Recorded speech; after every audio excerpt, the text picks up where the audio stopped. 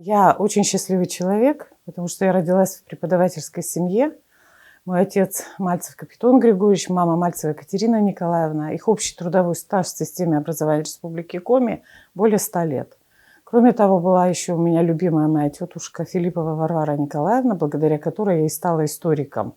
В школе у меня были прекрасные преподаватели. Это Александра Георгиевна Большакова, Роза Васильевна Листова, историк. В университете это, конечно же, Тамара Ивановна Беленкина, конечно же, Элеонора Анатольевна Савельева, много-много других. В аспирантуре это и Любен Николаевич Жеребцов, и Николай Никитич Рочев. И когда я уже пошла дальше, и после аспирантуры, это, конечно, Петр Андреевич Колесников, Виктор Иванович Буганов. Это ученые с мировым именем, в руки которых я попала. И так далее, и так далее. Низкие им поклоны, благодарность. Они действительно давали знания, умения, показывали и наставляли. Поэтому это счастье, что такие люди были. И хорошо, что такие сейчас тоже есть, которые сейчас проходят по моей жизни. Наставник – это тот, за которым пойдут. Это личность. Он должен мало того, что быть гражданином своей страны, патриотом, он должен быть профессионалом в своей отрасли. Он должен быть просто человеком, к которому хочется прийти, рассказать, посоветоваться, и который всегда даст нужный и добрый совет. Наставник – это, в принципе, все, особенно когда мы готовим педагогов. Педагогов, преподавателей, да просто граждан нашей великой страны. Не всегда видят в тебе друга, товарища, открытого человека, который не пришел поставить тебе 2 неуд и выгнать тебя из вуза и так далее. Очень трудно перейти от системы «я учитель, ты ученик» к системе содружества, соученичества, сообразования. Но когда это достигается, это здорово. Когда мы обучаем, образовываем, мы передаем свой опыт. То есть мы отдаем все, что у нас есть. Мы стараемся получить отклик. После того, как это все получено, мы уже смотрим, что какой-то человек может идти в науку, какой-то может быть педагогом прекрасным. И вот здесь мы уже начинаем работать как наставники на основе того, что мы дали. То есть это процесс, который взаимодополняем, который взаимообусловлен. И этот процесс, он идет рука об руку. Как мы ведем этого студента, положим, который к нам приходит, и мы смотрим, видим, как он развивается, как он растет. Мы очень радуемся успехам. Мы вообще счастливы, когда наши студенты начинают занимать какие-то места в олимпиадах, когда они становятся лидерами в каком-то движении, да и просто хорошими людьми. Это же счастье, это же здорово. Если мы не будем поддерживать наших студентов, если мы не будем им говорить, у тебя все получится, ты молодец, давай попробуем, а если так, то зачем мы сюда пришли? Зачем мы пришли и стали педагогами и преподавателями? Знаете, все мои первые ученики уже на пенсии многие.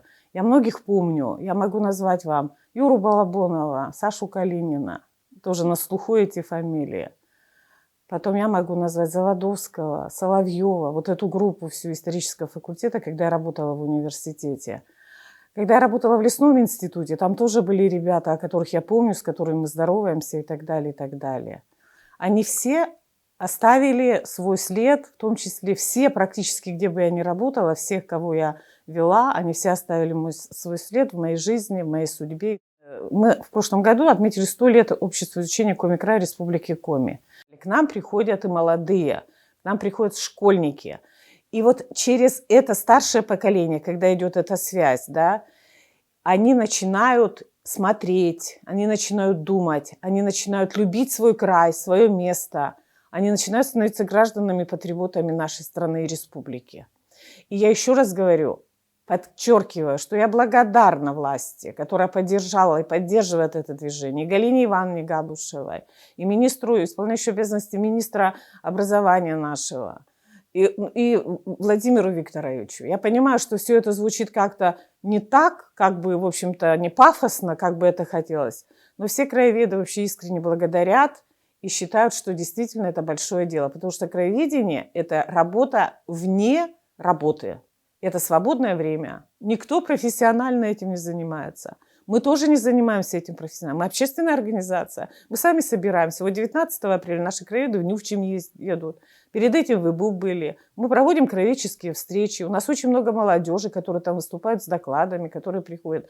Пойдут они по истории, не пойдут, это их дело. Но то, что они прикоснулись к этому, То, что они увидели, что они не просто не помнящие родства какие-то, они видят республику, они видят людей. В конце концов, они видят своих родителей, бабушек и дедушек, которые прошли этот путь. Это очень мощный воспитательный момент и образовательный. Да это интересно. Приходите к нам тоже. Мы ждем вас всех.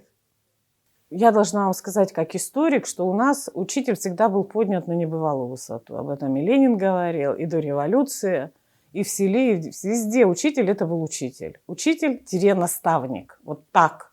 Не разделялось никогда. А в этом году у нас всегда это идет. Это все время есть. Мы строим школы, мы берем, даем бюджетные места в вузы, у нас прекрасная аспирантура, у нас интересная защита диссертации. Но то, что сейчас мы это объявили, это еще раз показывает внимание и усиление к этому направлению, именно наставничество. И это очень надо. Я надеюсь, что этот год не просто будет в качестве, так сказать, какого-то формального мероприятия, а это будет продолжаться, продолжаться и продолжаться.